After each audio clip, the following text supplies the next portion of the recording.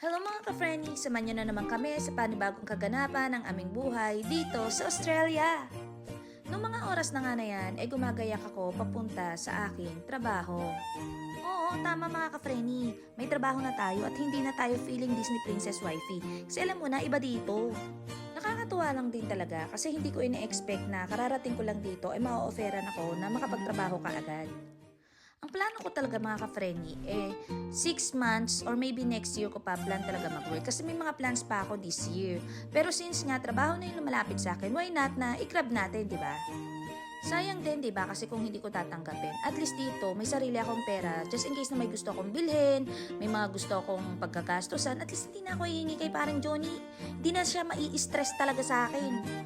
And very thankful din talaga ako dun sa friend ko na nag-refer sa akin dito kasi talagang very supportive siya. Talagang hanggang sa training ko, nandun siya talagang sinusupport niya ako.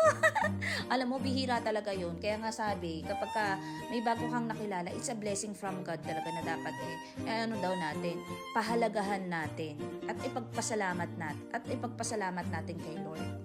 And then nga si JJ, nagluluto siya dyan ng sinigang. Papasok kasi ako, so sabi nga niya, kumain daw muna ako bago pumasok kasi baka nga daw mahilo-hilo ko kasi training day ko nga yan nung araw na yan. So ayan, 'di ba? Very supportive talaga yung bawat isa sa amin. Kasi ganun din naman kami nung si JJ ay nag-start din nag-work. Yung talagang lahat kami is sinuport talaga namin siya. Nandun din kami nung first day of work niya. Hindi na nga si parang Johnny, may pakis-kis pa talaga dyan. Grabe din talaga yung yung support and cheer niya sa akin Sabi niya, mahal, galingan mo ha. Sabi niya sa first day mo ha. Oo, nakakatuwa lang din kasi 'di ba kapag ka meron kang asawa na very supportive sa iyo, 'di ba, sa lahat ng ginagawa mo. Dito nga ini-start ko na yung sasakyan kasi paalis na rin kami. Bali, ihahatid nila ako diyan kasama sila lahat. Lahat sila talaga maghahatid talaga sa akin. So wala rin naman kasi talagang pasok niyan si parang Johnny. Day off niya talaga yan. Dahil nga gusto niya magkakasama kami, ayan, kahit saan kaming magpunta, talagang dapat kumpleto kami, hindi pwedeng may maiwang isa. Sa ngayon kasi, na-enjoy pa talaga namin yung time na magkakasama kami. Kasi once na talagang magdire-diretso yung trabaho ng mga bata, and then si Tetet magbalik na ng school, naku baka wala talaga kaming time para sa isa't isa. Gabi na lang kami magkita-kita, minsan si parang Johnny, sa gabi may pasok pa.